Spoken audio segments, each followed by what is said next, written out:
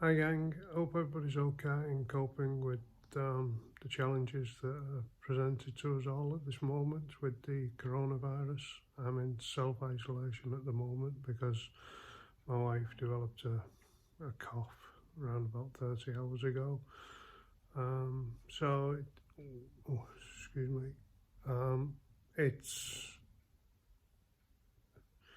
just unusual, more than challenging for myself, but that's probably because I've managed to learn to cope with different things that come my way because of the health issues that I've had. I realise that is fine for me, but it's obviously difficult for a lot of other people, and the this ever-changing world at the moment that we're all living in is proving stressful and anxious for everybody. It's going to be more challenging, I think, than what people first realised. But I suppose what we have to stay focused on is the present moment, the things that we can control, rather than letting our minds run away with maybe how life used to be before the outbreak, or continually worrying about what might be in the future. This time last week, my life didn't look anything like it does at the moment, and thankfully, because of the mindfulness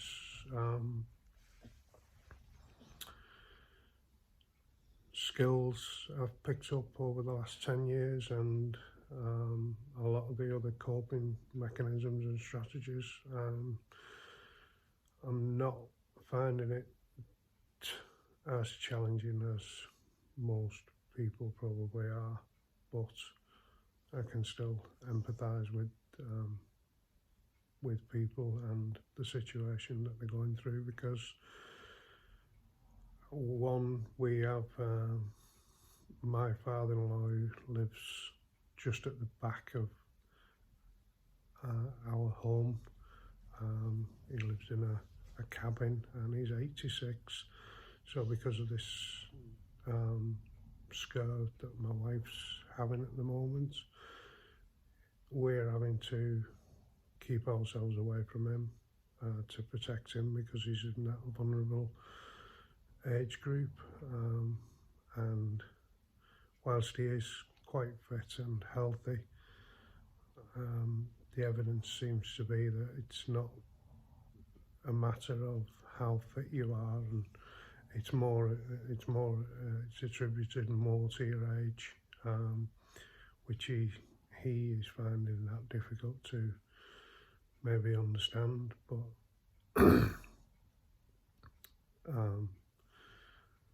hopefully, as the days go on and we can contact him, he has an Alexa and we have an Alexa in the house, so we're managing to still keep in touch with him, and he's got a lot of the he won't go short of any provisions or anything like that, which is really good. We've got a good support network around us from my three sons, and but it is very challenging at the moment, and people are going to find that a lot of the things that they took for granted prior to this, they won't take things for granted, because thankfully I've managed to let go of a lot of the things that people would normally, let's say, grasp for in their lives, because of the life that I lead now of gratitude and loving kindness.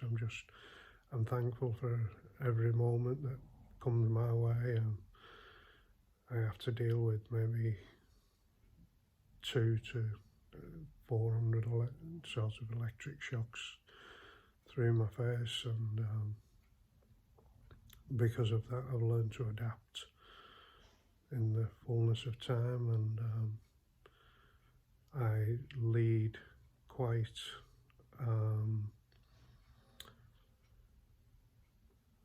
a structured lifestyle to make sure that I can get through to get through these moments. So the panic buying over the food and everything at the moment that people are worried about, because I fast for approximately 20 hours every day, I managed to let go of that anxiety of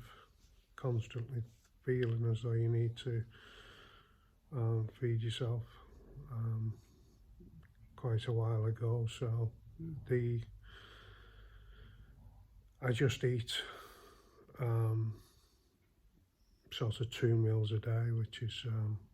an evening meal and then maybe a sweet or a pudding, and I do drink during the day to keep my energy levels up. I drink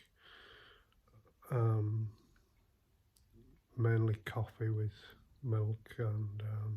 some honey in it, but and that manages to get me through. So I'm not too concerned about a lot of the issues that many people are worried about, but I can also empathise with the fact that I am where I am with my mindset, and I can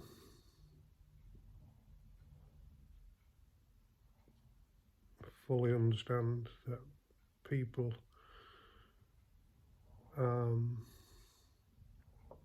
are concerned during these times, but hopefully it will lead to better outcomes, and people being more kind and more caring and loving towards each other. Maybe not initially, and the blaming and complaining culture will continue, and the finger pointing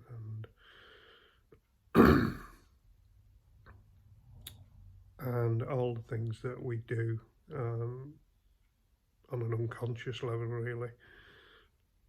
excuse me, may start to subside, and people might be able to, in some way, retrain the subconscious mind away from that culture of blaming, complaining, and grasping, and I'll be happy when I get this, and I'll be happy when I get that. But really, it's worth remembering that you don't need a lot of, you don't really need any of those things to to be happy. You know, happiness is something that is inside us all, and we can learn to tap into at any given time or moment of the day.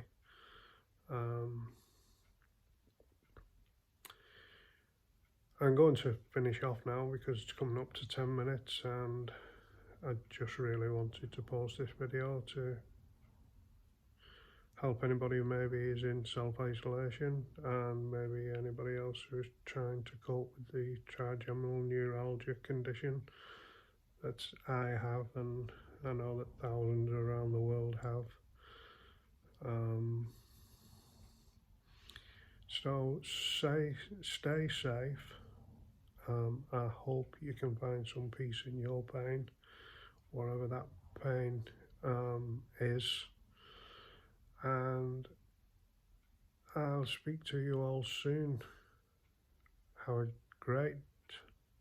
day. Have a great life. And try and focus on the things that you actually can control rather than things you have no control over and you tend to put a lot of attention on, which is just really wasted energy. So stay safe, be mindful of the guidelines wherever you are, and let's try and protect the vulnerable in society. And at some point in the future, we can look back at this and say, I did my bit, I helped as best as I could,